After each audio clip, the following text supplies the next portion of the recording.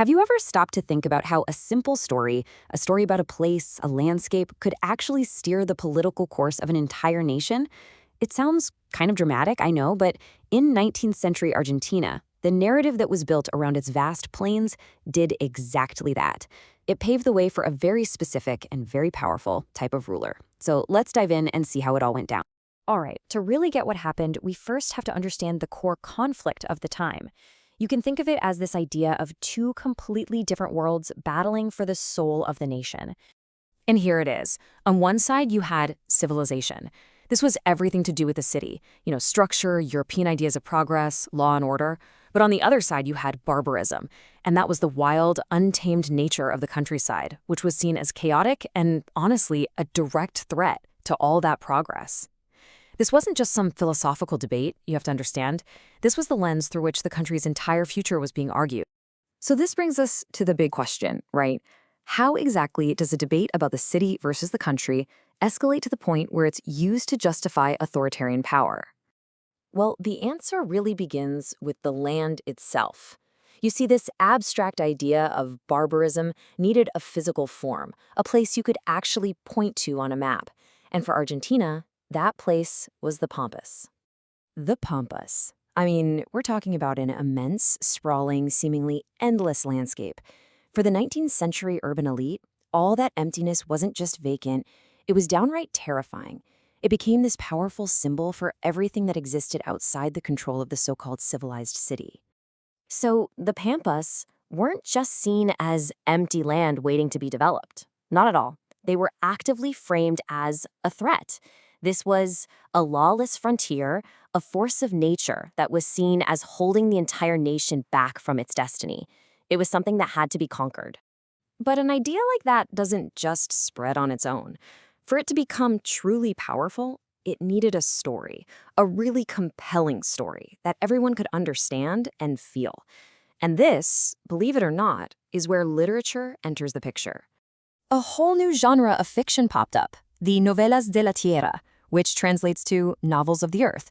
Now, these weren't just stories that happened to be set in the countryside.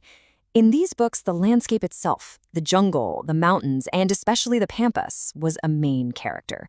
And very often, it was the villain. This quote just nails the whole vibe of the genre.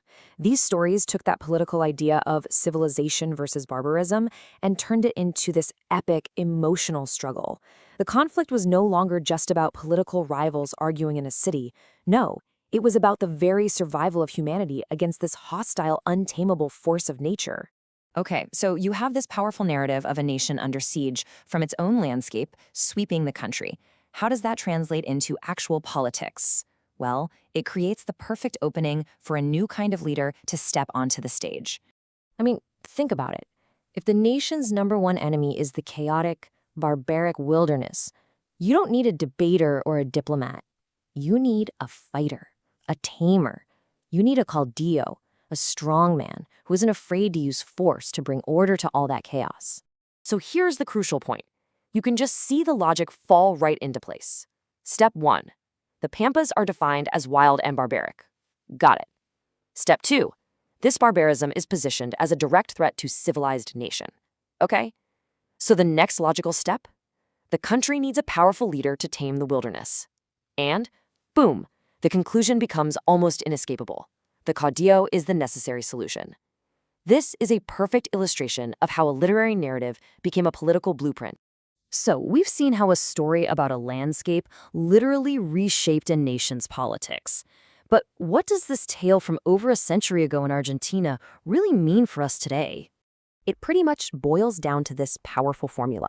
When you combine a physical place with a powerful narrative about that place, whether you call it wild, dangerous, or in need of saving, you create a justification for a certain kind of political power.